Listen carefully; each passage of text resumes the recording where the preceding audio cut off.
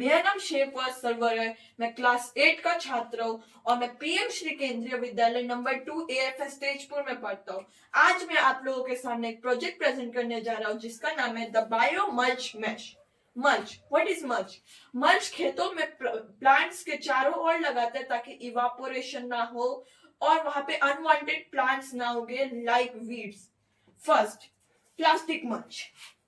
Plastic mulch होता क्या है कि ये जो प्लास्टिक मल्च है ये ऑफन फार्मर बहुत ज्यादा लगाते हैं ताकि वहां पे वीड्स ना ग्रो हो और ज्यादा वाटर का वेस्टेज ना हो और ये सनलाइट इसके थ्रू पास ना हो। और लेकिन ये बहुत ज्यादा प्लास्टिक माइक्रोप्लास्टिक छोड़ता है। आजकल इसकी वजह से माइक्रोप्लास्टिक एयर से लेकर वेजिटेबल से लेकर फ्रूट से लेकर लैंड से लेकर सॉइल हर जगह पे माइक्रोप्लास्टिक मिलने लगा है। इससे जो माइक्रोप्लास्टिक निकलते हैं ये सॉइल में जाता है।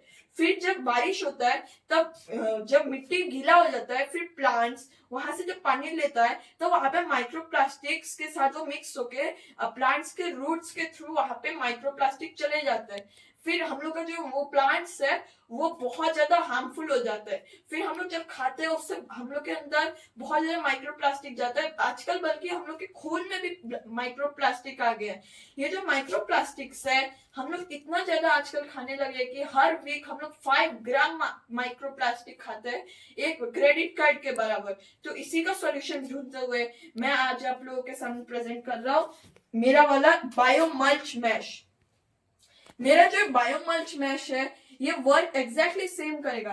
ये इवापोरेशन को रोकेगा। फिर इसमें एक और एडवांटेज है कि मेरे वाले ट्रे कुछ पोर्स है जिसके थ्रू रेन वाटर पास होंगे और सॉइल मॉइस्ट रहेगा। और मेरा जो ये बायो मल्च मैश है ये जब ये 5 to 6 मंथ जिंदा रहेगा मतलब ठीक रहेगा।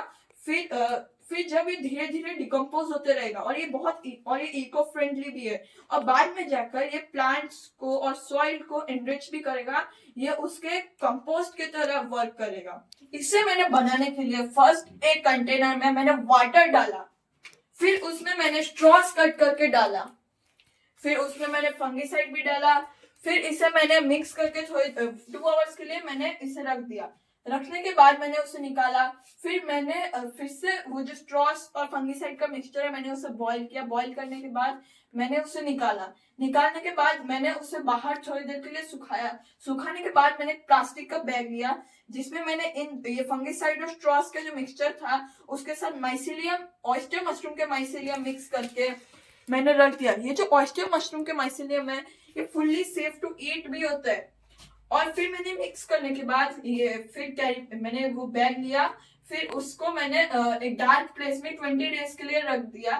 डार्क प्लेस में इसलिए रखा क्योंकि अगर वहां पे सनलाइट जाएगा फिर ये मेरा जो ये जो मशरूम का जो ये ब्लॉक था वो खराब हो सकता है। फिर 20 डेज बाद जब मैंने निकाला मैंने उसे थोड़ी देर बाहर रखा थोड़ा सूखने के लिए ताकि उसमें मशरूम का ग्रोथ रुक जाए। रुकने के बाद मैंने फिर से उसे थोड़ी देर बाद उसे लिया। मैंने कार्टन के बॉक्स लिया। फिर उसके ऊपर मैंने क्रिस क्रॉस करके ये जूट फाइबर्स है जूट फाइबर्स को उसके ऊपर रखा। रखने के बाद मैंने वहां पे ये जो मेरा जो ये ब्लॉक है मैंने उसको वहां पे रखा। रखने के बाद फिर मैंने उसके ऊपर थोड़ा थोड़ा माइसीलियम स्पॉन्ज डाला ताकि वो थोड़ा और स्ट्रॉन्ग बन जाए। स्ट्रॉन्ग बनने के बाद मैंने उसे 2 डेज के लिए मैंने उसको एक वेट के नीचे रख दिया ताकि वो फ्लैट हो जाए। आप इसके ऊपर जितना वेट रखोगे ये उतना फ्लैट होगा और मतलब आपको जितना लेयर वाइज चाहिए ये उतना होगा। फिर मेरा 2 डेज बाद मैंने उसे निकाला। निकालने के बाद मैंने उसे सनलाइट में रखा 1 डे के लिए। रखने के बाद मेरा ये बायो मल्च मैश बन गया। ये जो मेरा बायो मल्च मैश है ये फुल्ली बायोडिग्रेडेबल है। आप यहाँ पे देख सकते हैं डिकम्पोज बायो मल्च मैश है।